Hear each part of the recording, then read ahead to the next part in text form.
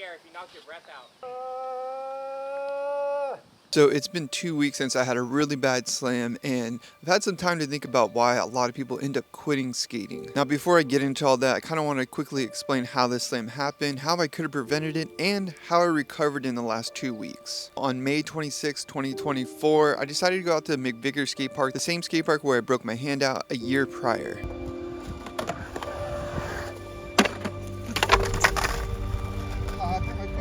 We're starting the day here at Lake Elsinore Skate Park, the McVicker Park.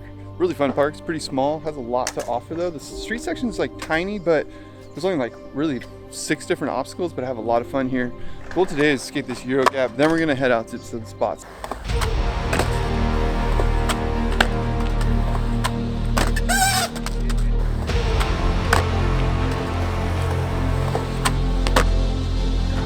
Got one tray flip or 2 tray flips, but both of them are probably overexposed. I don't want to waste too much energy today. I want to preserve some for the street, so I might try to tinker around a little bit more. After the skate park, we headed to a ditch spot that requires climbing this huge fence to get in and out, which didn't help after the slam I'm about to show you.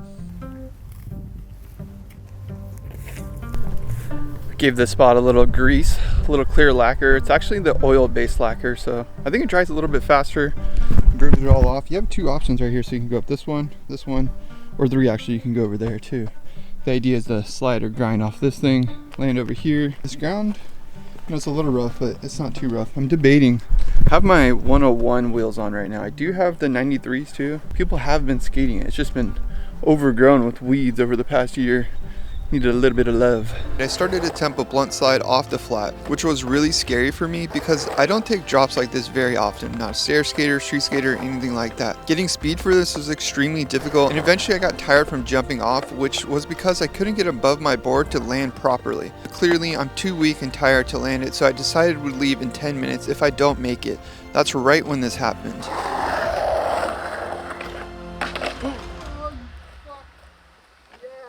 Are you good?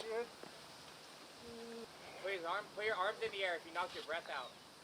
Hold them up above your head. So clearly I was in a lot of pain. I honestly thought I had maybe broken my tailbone. I was just in so much of whiplash pain. Like I kind of compared it to like a bad car accident. It's basically how I was feeling.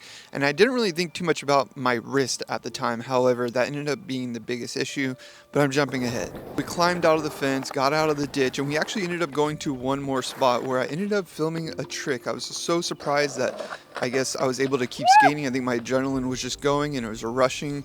None of the pain had really fully set in yet. I'm gonna save that clip for a future project, but by the time I came home about 3 hours later after that spot, everything started to really sit in and I was suffering. Honestly, could like barely move. The next day my hand was so swollen, and to my surprise my tailbone and my back and my neck and everything like that, which I thought was gonna be really bad because of the whiplash and the way that I fell, actually wasn't that bad. It was my hand that was an entire balloon. Like it was just huge, super swollen. But for the next 2 days I basically just iced it and rested, which is something that's really hard for me to do, is just rest and not do anything. However, I have my wife and she helped me a lot with just resting and making sure my hand was in a better position where I can do stuff, because when your hand is messed up or your wrist is messed up, it's really hard to just do most of the simple tasks that you do every day. By day 5, I decided to go out on a session with some of my friends. I didn't skate. We're gonna jump into the skate park, but first I wanted to show you kind of this is my arsenal of boards right now.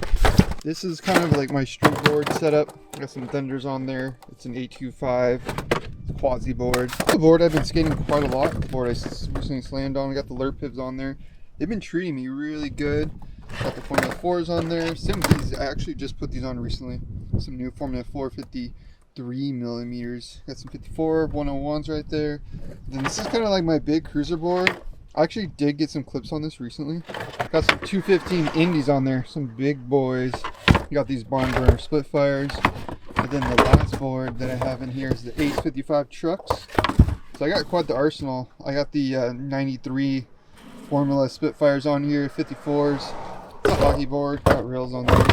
And this is something like every skater should have.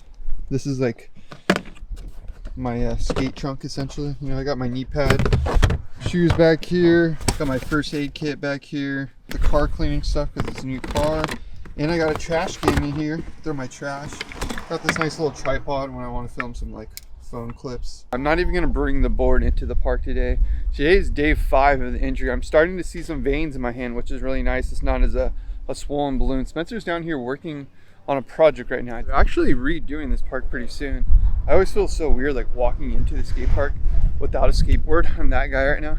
What's up, dog? The projected forecast. I'm not exactly sure. We're probably gonna wait till they actually start the day of construction. So I do want to film like them breaking ground would be kind of sick. Yeah. But So then that would be like the last clip. that really will. Otherwise, then maybe like a week or so of editing, extra editing or something. I already started editing, so hopefully it'll kind of just like. He's already got a timeline going. Damn, dude. Yeah, That's good to I'm do. on Then it. you have your tricks, like you kind of know what you're missing. You know? For context, what we're talking about, basically they're gonna redo this entire skate park, and we love it because like there's 3 obstacles. There's no one ever here, and I think that's why no one's ever here too, because there's like not many obstacles. Yeah. The skate park's really not on the radar. Like you have to really look it up, you know. It's that, and it's also like there's so many other skate parks that are around Yeah. here that are actual like skate Much parks. better parks. I kind of call it. This is kind of more of a skate area now, you know, because it was a prefab skate park. Damn, Christian, chill. It's slicker now. That's what wax does, homie. Dude, I got stuck a second ago. And that's what I was saying too, to like, you know, like it'll definitely, and that's kind of like that's the idea of the project, that like, you know, everyone does put a little bit of effort kind of into the trick. So when we do Yeah. watch it later, we're like, okay, at least we like took advantage. Right. That's all. You're preserving a point in time right now. The reality is I could probably skate right now and like ride my board, but I don't want to be tempted. So I think just walking and not having the skateboard makes me like less tempted to just roll around. Like the last thing I want to do is like just hit a rock by just rolling around trying to ride my board and then like hurt my wrist. So once my wrist feels like I can actually take a slam and support it, that's when I'll start skating again. Let's see what he's got first try. Oh, something's brewing. Oh, I think the earlier you get into it, it's gonna be better too, because then you can kind of hug it. Oh God! Ugh! I tried to put weight on my wrist and I forgot.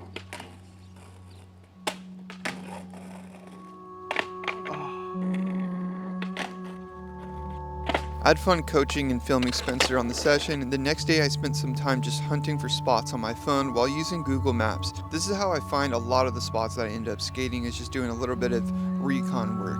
And by day 7, I wanted to start working out and just using my body again, but don't jump rope barefoot. This was a really bad idea. Day 8, I started to lift some light weights to see how weak my wrist was, and to my surprise, it really wasn't that bad. I still couldn't do a solid push-up. I had to make a fist because my wrist was still too weak to hold all my body weight. Now, it's only been 9 days since my slam, however, I'm getting an itch. I told myself once I can do a push-up with my wrist fully flat on the ground, then I'd be able to skate again, because you want to have that strength, right? When you slam, you want to be able to push yourself up and brace yourself. Typically, you don't want to brace yourself, you kind of want to tumble. That's the best way to fall. That's kind of why I fell the way that I fell and hurt myself so badly, is because I couldn't really tumble because I was rolling my windows up. That's when you do this and you're just kind of rolling onto your butt. But anyways, the point being is that it is day 9 since the slam, and I'm gonna putt around a little bit in the backyard ramp. I just have this itch to skate right now. And to somebody that like doesn't skate that much, they might be like, dude, it's only been almost 10 days and you're already itching to skate again and you slam. Like some people don't even skate that often. And to me, that's just what I was really used to. I like to get into that groove and constantly be skating. I normally skate like 4 days out of the 7-day week, but that's just what hasn't been going on lately. However, I am feeling more strong. I don't want to slam yet. Obviously, I could wear a brace. I probably will wear a brace once I get back in the groove. But right now, I'm just going to do some basic tricks in the backyard, just kind of get that itch off me. I'm very lucky to have this backyard ramp, so it's just sitting here all the time. It's a pro and con, because when I'm hurt and I see it, I'm just like, it's so much harder to like resist it. But I'm just going to get a little roll on it today. It's just a quick little update, day 9. Things are looking better. I definitely don't have a full push-up yet with my hand flat. I still have to do my push-up with like one fist and then one flat hand. But the point is that I am getting that mobility back. It's no longer swollen. Now it's just a little bit of a waiting game. And that is the one thing that I'm really trying to do. Like I easily could just go and skate, right? I have all the ability to do it. It's just that I wouldn't be able to take a really good slam. So for me, it's like I'd rather wait until I can take a really good slam before I actually skate. I'm just going to putt around, kind of mess around, pay a lot of attention to what I'm doing. Hopefully within 3 days, I can start like taking some brace and some impacting. I could just get back on that journey. And another thing I was going to say is just like I was in a really good place with skating. Like I felt like my body was really good. I was getting new tricks and everything was really nice. And often that's when you do slam, is like you haven't slammed in a while, you're progressing, you're learning new stuff, you're just in like a really good place. Then you get slammed. So skateboarding will humble you. It's kind of what I'm getting at. A lot of times this is just the name of the game, it's part of the game. Like eventually you're gonna slam if you're on a really high and you've been doing good. It's around the corner is kind of what I'm saying. And it hit me. It's all good. Let's get a little putt around and hopefully just get the legs going. I want to keep things acclimated essentially.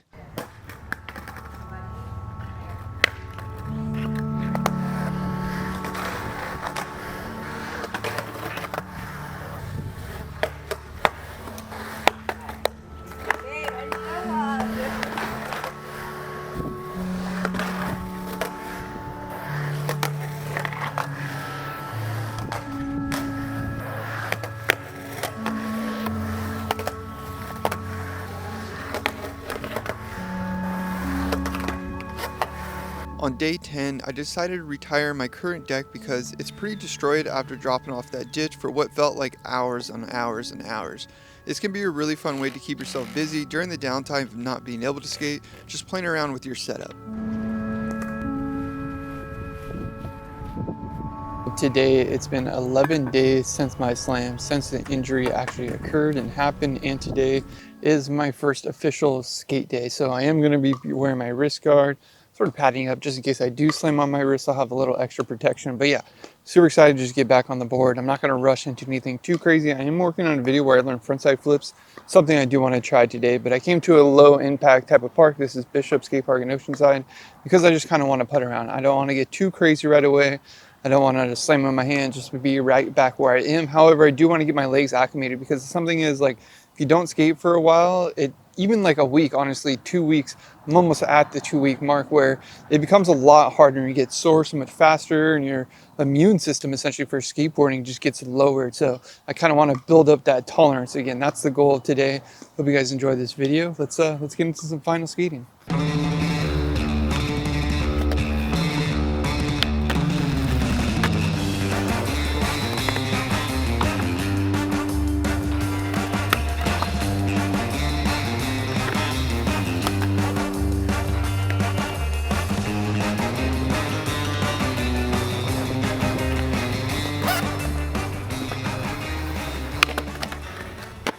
Now, obviously, 11 days not skateboarding really isn't that bad. 12 days now. Like last year, I was out for 4 months not able to skate. So I don't want to come off as ungrateful. This is just the situation that I'm currently going through, or I just went through. Something I have been thinking about during this downtime is just like my body doesn't recover the way that it used to, and I don't really take jumps down gaps. I don't really skate rails, so that's one way to avoid this. But however, I did slam. It does happen. Ultimately, slamming is a big part of skateboarding, and I think if you're not comfortable falling, not comfortable slamming, not comfortable with abusing your body, then you probably just shouldn't skate at all. Ultimately, that's what I think prevents a lot of people from skateboarding. They have one of these injuries like I just had, or have some sort of situation happens and then they just quit because they don't want to put themselves in that line of fire again. And that's coming from a place of fear. And when I think about this, I kind of have to remind myself, because of course I go to these kind of dark thoughts too, is like, what am I doing here? But what I try to remind myself is like, this is one slam out of all the times that I'm skating. Like I skate so much, and this is the one slam that took me out in the last couple of months. So the odds are actually working in my favor when I really sit down and I think about it. I've been skating for so long, good portion of my life, and I've had a few slams that have taken me out for months on time, sometimes half a year. But really, when you think about all the times that I do skate, or when I think about all the times that I do skate and I think about this one slam, it's such a small part of all the other times that I have skated. So again, the odds are weighed in my favor. And ultimately, it's doing something that I love, like skateboarding. Falling on a skateboard to me is much better than like getting in an accident caused by somebody else, or just an accident in general, walking, driving, whatever that situation may be. At least I'm doing something that I love, and that's when the slam happens. I hurt myself on my own time, preferably, and I prefer that versus like being an accident where I had, to just do something like a mundane task and I got hurt. I'd rather be getting hurt doing the thing that I love. Now, I'll end it with this, is that I've been skateboarding most of my life, and one thing that I've realized as I've gotten more mature, I'm 36 years old now. I'll be 37 in 2 months. That's pretty crazy. But anyways, the point that I'm getting at is just going back to the odds situation. The more you skate, the more you put time on the board, it's bound to happen that you're going to slam. And I almost think about it this way. Like if you're doing really, really good and you're progressing, you're learning new tricks and you're having a great time and things are just going up and up and up, it's a matter of time before skateboarding will humble you and check you and you will slam. Essentially is what I'm getting at. And I don't want to be like too pessimistic, but I'm just saying, like when you're doing really good, just count your blessings, because the reality is with skateboarding, at some point, you're going to fall back down. Hope you guys enjoyed the video. MASH.